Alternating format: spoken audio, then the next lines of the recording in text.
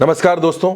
महाराष्ट्र में एक तरफ एनडीए के तमाम दलों में यानी महायुति का जो गठबंधन है, जिसमें एकनाथ शिंदे हैं, बीजेपी है, अजीत पवार है, रामदास अठावले हैं, राज ठाकरे हैं, इस पूरे गठबंधन में खींचतान मची हुई है। इस पूरे गठबंधन में एक दूसरे पर आरोप लगाने का सिलसिला अभी तक चल रहा है। लोकसभा चुनाव में जब हार मिली उसके बाद शिंदे गुट ने अजीत पवार के गुट पर आरोप लगाए, अजीत पवार के गुट ने शिंदे पर आरोप लगाए, बीजेपी के तमाम नेता अजीत पवार को गैर जरूरी बताने लगे। उधर संघ भी ये बताने लगा कि अजीत पवार को आखिर गठबंधन में क्यों लिया गया। लेकिन इन सब के बीच जहां एक तरफ सिरफुटौल मची पड़ी है, तो दूसरी तरफ जो महाविकास अघाड़ी है, जिसमें कांग्रेस है, जिसमें उद्धव ठाकरे हैं, जिसमें शरद पवार हैं, ये तीनों दल बहुत पहले ही लोकसभा चुनाव के फौरन बाद इन्होंने महाराष्ट्र को लेकर प्रेस कॉन्फ्रेंस कर दी और यह बता दिया कि हमारा फॉर्मूला महाराष्ट्र में वही रहेगा जो लोकसभा चुनाव में था, यानी हम सीट शेयरिंग आसानी से कर लेंगे। लेकिन महाराष्ट्र में विधानसभा चुनाव के लिए कोई भी चेहरा महाविकास अघाड़ी घोषित नहीं करेगा, यानी बगैर किसी सीएम चेहरे के महाविकास अघाड़ी चुनाव लड़ेगा। अभी तक की जो सीट शेयरिंग तय हुई है उसके मुताबिक कांग्रेस, उद्धव ठाकरे और शरद पवार तीनों ही दल 96 सीटों पर चुनाव लड़ेंगे। यानी कि महाराष्ट्र में 288 विधानसभा की सीटें हैं, बहुमत का आंकड़ा 145 है और महाविकास अघाड़ी 96 तीन हिस्सों में बांटकर चुनाव लड़ेगा। इन सीटों पर अलग अलग प्रत्याशी उतारेगा। वहां पर यह भी तय हुआ कि महाराष्ट्र में हम मुख्यमंत्री पद पर कोई अपना चेहरा नहीं देंगे और इसके साथ साथ मुख्यमंत्री अगर हमको बहुमत मिलता है चुनाव के बाद, तो उसके बाद चेहरा कौन होगा यह तय कर लिया जाएगा।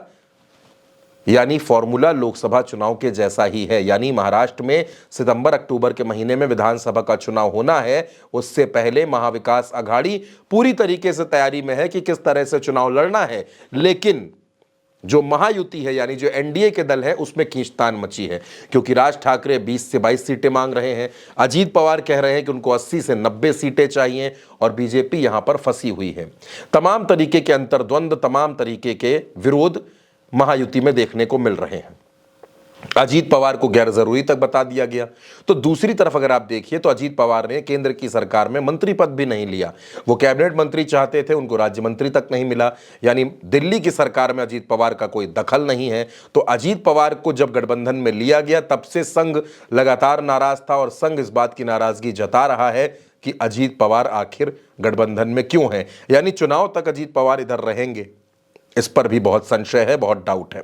शरद पवार ये संकेत दे रहे हैं कि अजीत पवार की पार्टी में भगदड़ मचने वाली है।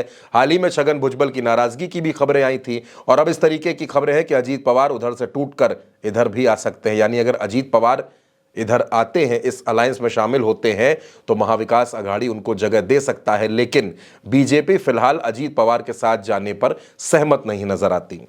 दोस्तों, खबर यहां तक है कि बीजेपी ने देवेंद्र फडणवीस के चेहरे पर चुनाव लड़ने का फैसला किया है। खबरें यह है कि बीजेपी महाराष्ट्र के चुनाव में अकेले उतर सकती है। इसके लिए वो सर्वे करवा रही है। महाराष्ट्र के जानकार लोगों से, महाराष्ट्र को समझने वाले लोगों से ये बातचीत कर रही है कि अगर बीजेपी महाराष्ट्र में अकेले चुनाव लड़ती है तो ये वो सियासी फायदे में रहेगी या फिर नुकसान हो सकता है। इन तमाम आकलनों के बीच एकनाथ शिंदे भी महायुति के गठबंधन में नाराज नजर आ रहे हैं। उन्होंने भी 400 पार के नारे पर प्रश्न चिन्ह खड़ा कर दिया। यानी महाराष्ट्र में अनबन जो है अब वो बाहर आ गई है। चाहे एकनाथ शिंदे हो, अजीत पवार हो या देवेंद्र फडणवीस हो, नाराजगी खुलकर सामने आ रही है। दोस्तों, इस बीच देवेंद्र फडणवीस और भारतीय जनता पार्टी के महाराष्ट्र के तमाम नेता दिल्ली में आलाकमान के साथ मीटिंग भी कर चुके हैं और बीजेपी ने अश्विनी वैष्णव और भूपेंद्र यादव को महाराष्ट्र में प्रभारी भी बना दिया। यानी एक तरफ तो बीजेपी विधानसभा चुनाव की तैयारियां कर रही है और दूसरी तरफ उसके जो तमाम सहयोगी हैं उनमें नाराजगी है, उनमें खटपट है। लेकिन इस बीच महाविकास अघाड़ी यानी कि जो सामने का गठबंधन है वो बड़ी तेजी से तैयारी कर रहा है। मीटिंग पर मीटिंग हो रही है, प्रेस कॉन्फ्रेंस हो रही है और सीटों की जो आकलन है वो भी शुरू हो गया है कि आखिर किस सीट पर किसको चुनाव लड़ाया जाए, कौन सी सीट किसके खाते में जाए। इस तरह की तमाम चर्चाएं महाविकास अघाड़ी में होनी शुरू हो गई हैं। यानी महाविकास अघाड़ी ने तो विधानसभा चुनाव की तैयारियां शुरू कर दी हैं, लेकिन बीजेपी महाराष्ट्र में फंसी हुई है। बीजेपी ये फैसला नहीं कर पा रही है कि वो अजीत पवार को अपने साथ रखे या अजीत पवार को हटाए, क्या करे। ऐसी असमंजस की स्थिति महाराष्ट्र में सामने बन गई है कि वहां कुछ समझ में नहीं आ रहा। हालात झारखंड में भी कुछ ऐसे ही हैं, लेकिन बीजेपी फिलहाल महाराष्ट्र पर फोकस कर रही है जहां वो बुरी तरीके से फंसी हुई है। क्योंकि महाराष्ट्र में बीजेपी को कोई हल नहीं मिल रहा। दोस्तों, 48 सीटों वाले महाराष्ट्र में भारतीय जनता पार्टी को इतना बड़ा झटका लगा कि 30 सीटें इंडिया गठबंधन जीतने में कामयाब हो गया।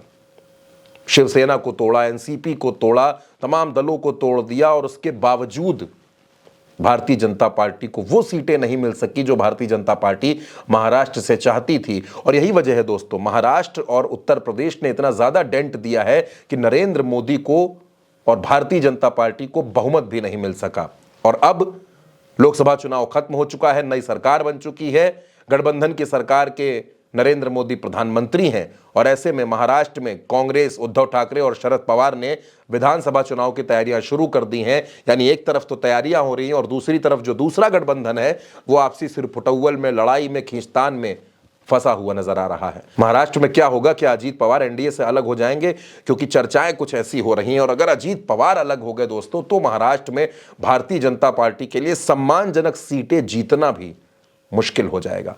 महाराष्ट्र की इस पूरी सियासी हलचल पर आप क्या सोचते हैं? अपनी राय हमें कमेंट बॉक्स में जरूर बताइएगा।